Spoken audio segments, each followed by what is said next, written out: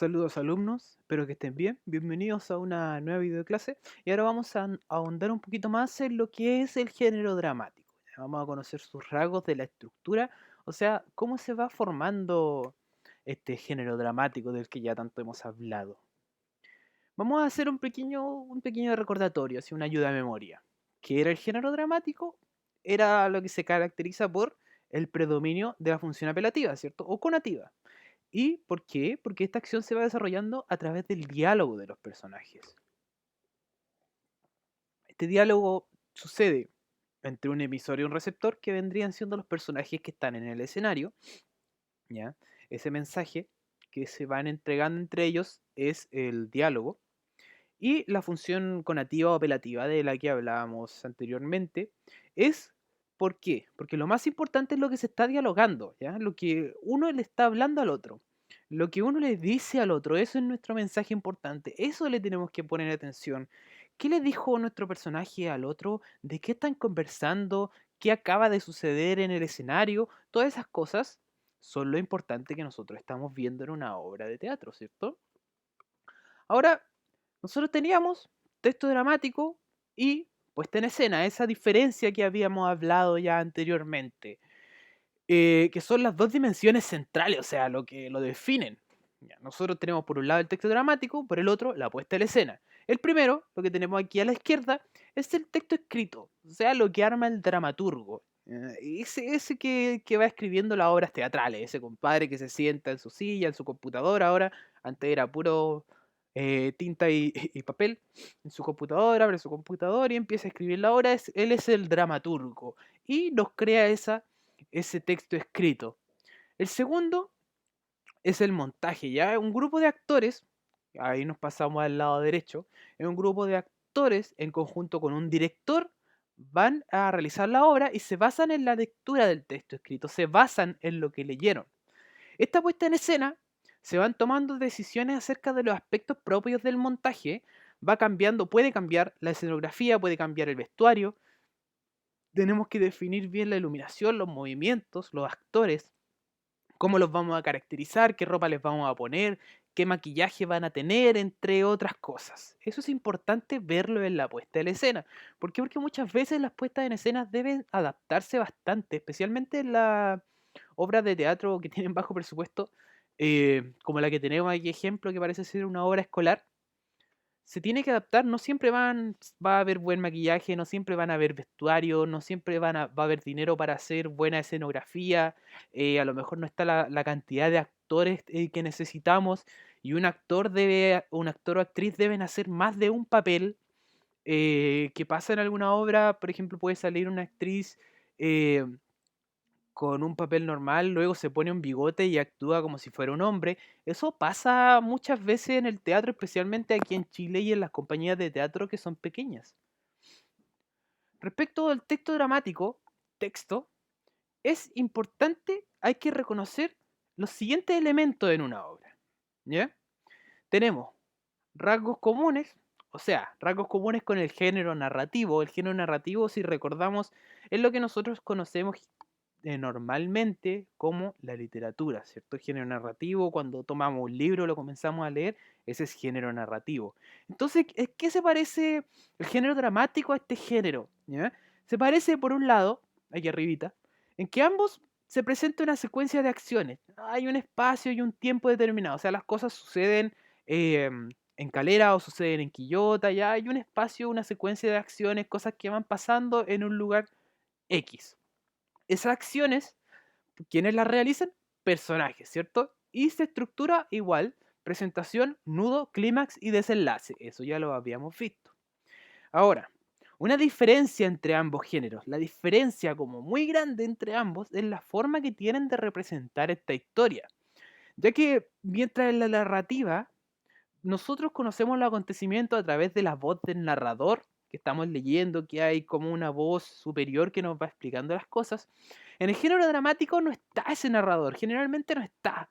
Nosotros vamos a percibir eso directamente por los personajes, por sus diálogos, por lo que estamos viendo en el escenario, ya sea en la lectura o si es que asistimos a una obra de teatro a verla, ¿cierto? No hay una voz que nos vaya explicando todo, tenemos que hacerlo nosotros, tenemos que definir esas cosas por nosotros mismos, somos los espectadores directos de esa obra y recae en nosotros esa responsabilidad. Ahora, la estructura de la que habíamos hablado anteriormente, ya hemos visto otras veces, pero es muy importante sabérsela de memoria, es muy importante poder reconocerla. Em, ¿Cómo vemos esta estructura? ¿Ya? Es una estructura interna, lo que podemos decir. Interna es porque compone la obra por dentro, ¿ya? La estructura interna sería presentación, desarrollo, clímax y desenlace. En la presentación, nosotros damos inicio de la historia, ¿ya? Comienza cuando conocemos a los personajes, vamos a saber que va a salir Pablito, Pedrito, o ya supimos, se nos empezaban a presentar a las niñas arañas, ¿cierto? Y que nos plantea el conflicto dramático, o sea, nos dice qué le va a pasar a este personaje, o qué es lo que él le gustaría lograr a futuro. Las niñas arañas, que era lo que querían cuando se presentan, querían salir de ahí donde estaban, salir de ese campamento, no les gustaba, no tenían plata, anhelaban muchas otras cosas. Desarrollo consiste en el desenvolvimiento de las acciones que dan forma a la historia. O sea, ¿qué hace nuestro personaje? Ahí los vamos conociendo, vamos a saber las distintas personalidades de las diferentes niñas arañas. Una es más tímida, la otra es como que va atrás de la otra siempre, que la tironean para allá, para acá, que es como la mandoneada. Hay una que siempre va adelante, que es como la líder, que ella manda el grupo, ¿cierto? Entonces vamos a conocer sus personalidades en el desarrollo, cómo son, si nos gustan los personajes, si los queremos, si los odiamos, si nos gustaría que lograran su meta, ¿ya? Ahora un clímax es el momento de mayor tensión en la historia, ¿ya? Cuando está quedando ya la embarrada, así cuando ya pillaron a las niñas araña, cuando ven que se pueden ir al cename, que se están quedando ahí, están por separarse, es cuando ya está todo quedando la embarrada en la historia, cuando hay una tensión gigante, ese es el clímax. Y el desenlace es la resolución, cuando ya sabemos cuando todo sucede. ¿Qué sucedió con la niña araña después? ¿Se solucionaron sus conflictos? ¿Lograron su cometido o no lograron su cometido? Nuestros personajes intercedieron a alguien contra ellos, es cuando nosotros podemos ver el equilibrio para el final. Ahora, hay unas partes que van definiendo también la obra y que la definen de otra forma, la definen de cómo se ordena, ¿ya? Cuando nosotros la estamos viendo. Tenemos en un lado acto y escena. Acto y escena son divisiones internas pero de la obra dramática. El acto es la unidad mayor dentro de la obra, unidad mayor así como lo más grande. Y obedece a los cambios espacio-temporales, o sea, de espacio o de tiempo, ¿cierto? Y por ello permite hacer cambios escenográficos en su puesta en escena, ¿ya? Cuando va cambiando el escenario es porque va cambiando el acto, ¿ya? Aquí tenemos un ejemplo de una obra bastante antigua, pero dice acto primero salen el rey, Don Sancho, el Cid Rey Díaz y el conde Ancures. Ellos están en un lado X que es definido antes, ¿ya? Nos dicen qué personajes van a participar en esta obra que está arriba al principio. Y, por ejemplo, el acto uno sucede en la pieza de un personaje. El acto 2 sucede en el living de la casa. El acto 3 pasa en el pasillo, ¿ya? Y la escena es una división menor, es más chiquitita, ¿ya? ¿Cómo se marca la escena cuando un personaje sale o entra a la acción? ¿Ya? Tenemos el acto que está sucediendo en la pieza, pero está solo Pedrito y Pablito adentro, y de repente entra Juanito. Ahí es una escena nueva porque entró Juanito. ¿Ya? Salió Juanito, otra escena nueva, pero ellos siguen en la pieza, o sea, siguen en el mismo acto. ¿Se entiende? El acto es el lugar y la escena cambia cada vez que un personaje sale o entra de ese lugar. Ahora, personaje es lo que estábamos hablando hace rato, ¿cierto? Un personaje es fácil de identificar. El acomodador, Arturo, son dos personajes que están aquí en este diálogo, están hablando entre ellos, ¿cierto? Y el diálogo, ¿qué es un diálogo? ¿Ya? El diálogo es lo que se refiere a la historia, lo que están conversando nuestro personaje, esa cosa tan importante que se están diciendo y que nosotros tenemos que ponerle tanta atención, ¿cierto? Y por otro lado están las acotaciones. Las acotaciones son sumamente importantes, pero son sumamente importantes para el actor, no para nosotros como receptor de la obra. Nosotros no vamos a ver las acotaciones a menos que estemos leyendo el texto dramático.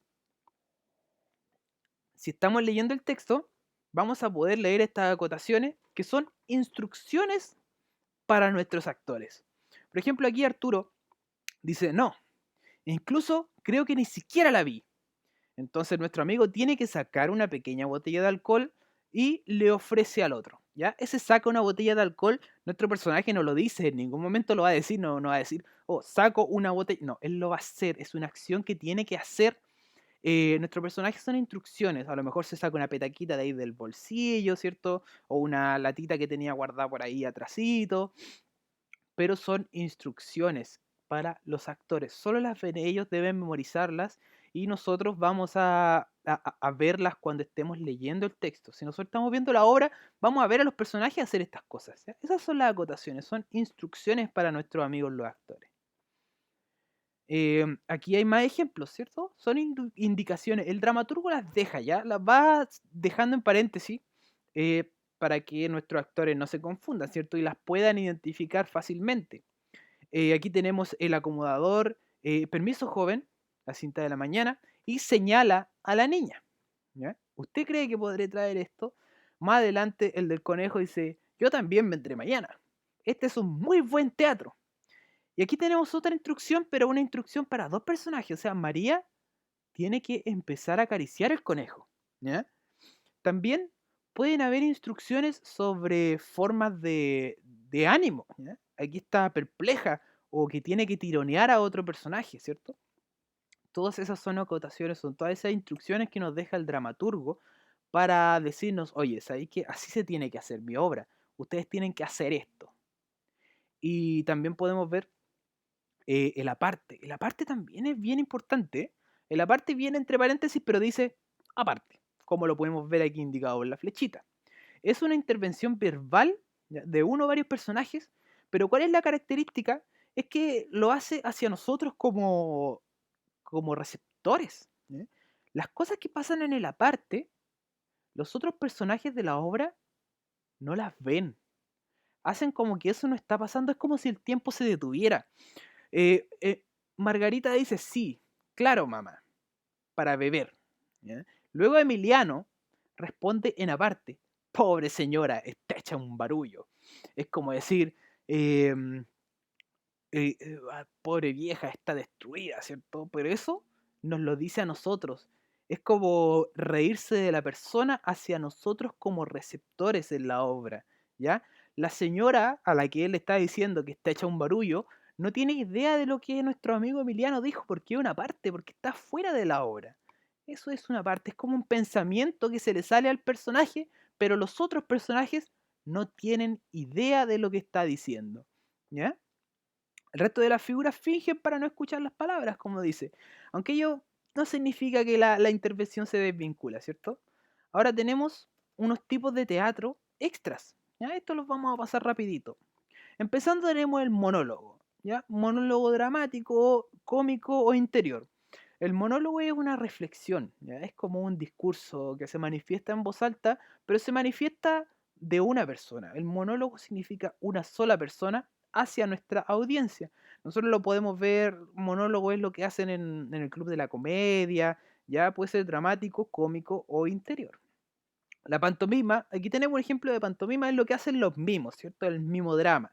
Representan la historia, pero lo hacen a través de mímica, o sea, no hay diálogo y tampoco hay palabras. Y eso es como difícil representar una historia sin diálogos ni palabras. Tenemos también el teatro de títeres, que aquí tenemos nuestro ejemplo, 31 minutos, yo creo que con eso ya entienden lo que es teatro de títeres. Es teatro, pero con títeres o marionetas. Y finalmente, teatro de sombra. Esto se daba harto en China, y esto que estamos viendo es un ejemplo de Lotte Reiniger, que fue una de las primeras mujeres que incursionaron en el cine y en la animación. Ella animaba estas sombras preciosas que eran recortadas a mano, esto es todo hecho a mano con papel. Ella la animaba cuadro por cuadro y contaba historias a través de estas sombras sin diálogo muchas veces, o a veces había un narrador atrás. Bueno, espero que les haya gustado la clase. que les sirva. Nos vemos en otra videoclase.